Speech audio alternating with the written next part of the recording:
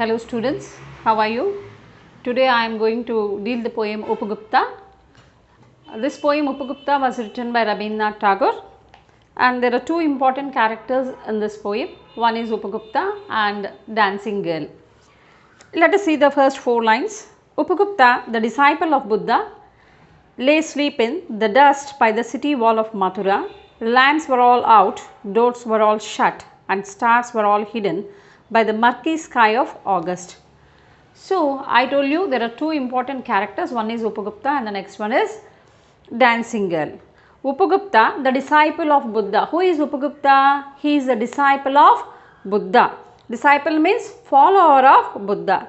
He lay asleep in the dust, means he slept in the dust because he was a saint and he hated comfort, luxury and wealth.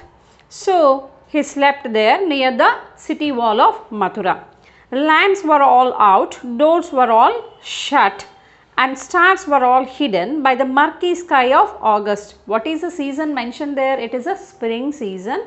It is a month of August, and he described the climate as murky sky, means nothing but which is very cloudy, and all the doors were shut and all the lights were put off.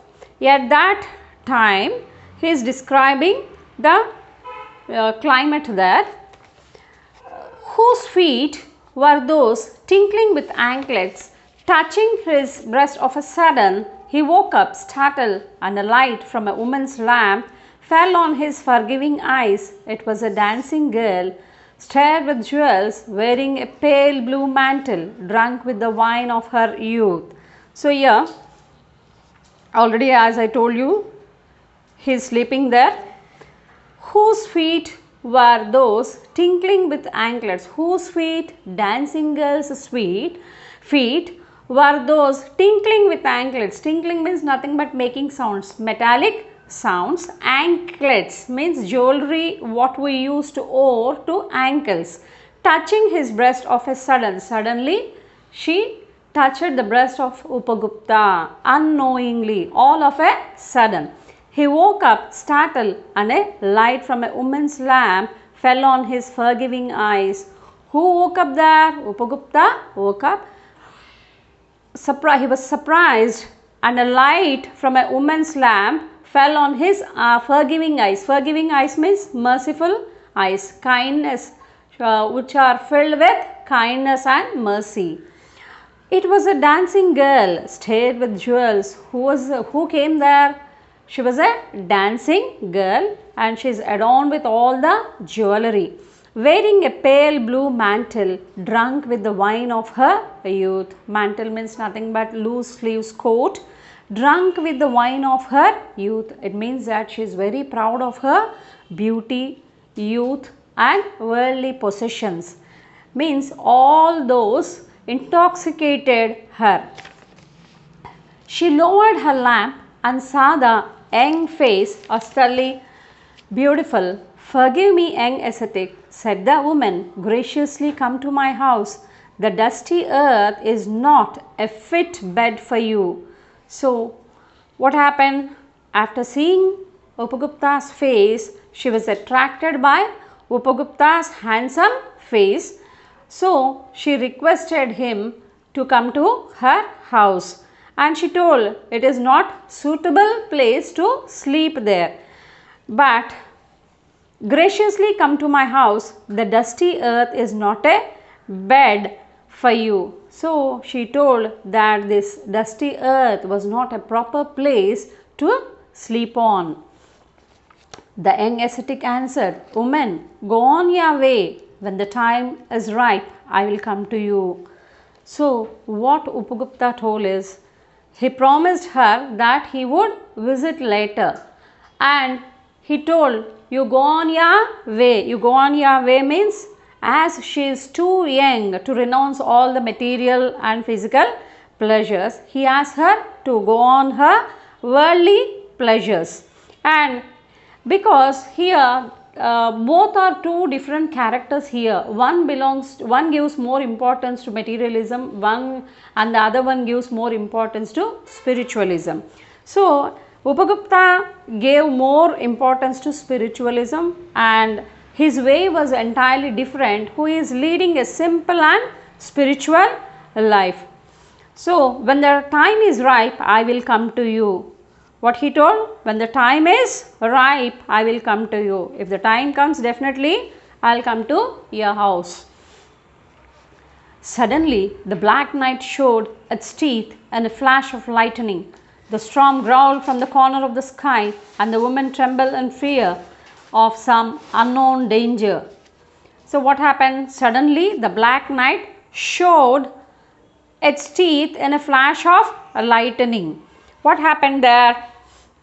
After listening to the words of Upagupta, she is seeing the face of Upagupta. Suddenly, the black night showed its teeth and a flash of lightning, and a storm growl. Growl is nothing but making loud sounds with a threatening voice.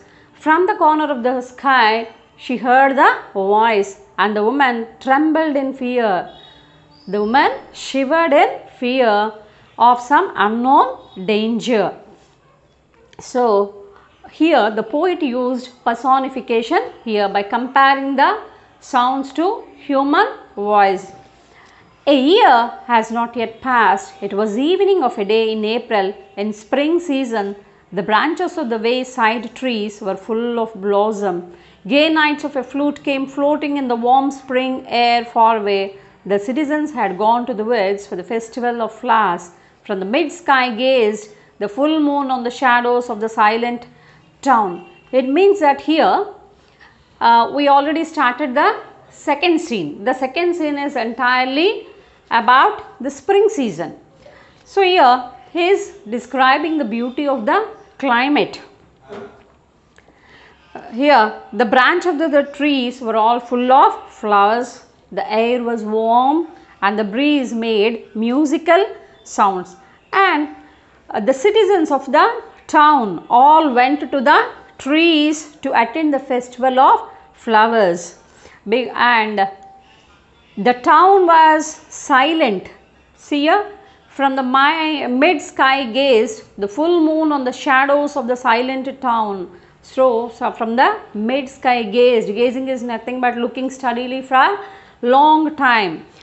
Because the town was very silent, because there was no passerby, because most of the citizens left for the woods to attend the festival of flowers. The young ascetic was walking along the lonely street. Who is walking here? Lonely. Upagupta was walking lonely in the street. While overhead the love-sick quails uttered from the mango branches the sleepless plaint. Upagupta passed through the city gates and stood at the base of the rampart. So, walking along from the mango groves, Upagupta stood there. Where? Near the rampart, means near the defensive wall. There she saw a woman. Was that a woman laying at his feet in the shadow of the mango grove? She got doubt. Was that a woman laying there on the mango tree? Mango tree struck with black pestilence, her body spotted with sores of smallpox. So, the dancing girl was attacked with black pestilence. Black pestilence is nothing but epidemic disease, and her body got full of sores because of smallpox. She had been hurriedly removed from the town. Who has been hurriedly removed? Who has been thrown out of the town? This girl, dancing girl, was thrown out of the train, means from the town. Here she was driven away from the town to avoid her poisonous contagion. Why she was thrown away out of the town? As the disease is poisonous, as it is contagious, so the disease may spread. That's why they throwed her out. The ascetic sat by her side, took her head on his knees, and moistened her lips with water and smeared her body with sandal balm. Who are you, merciful one? Said the woman. The time at last has come to visit you, and I am here, replied the young ascetic. So, the dancing girl was in dire need of attendant. So at that time Upagupta turned to her, and it is a time for Upagupta as his ascetic. It is a duty of him to serve. So he went there.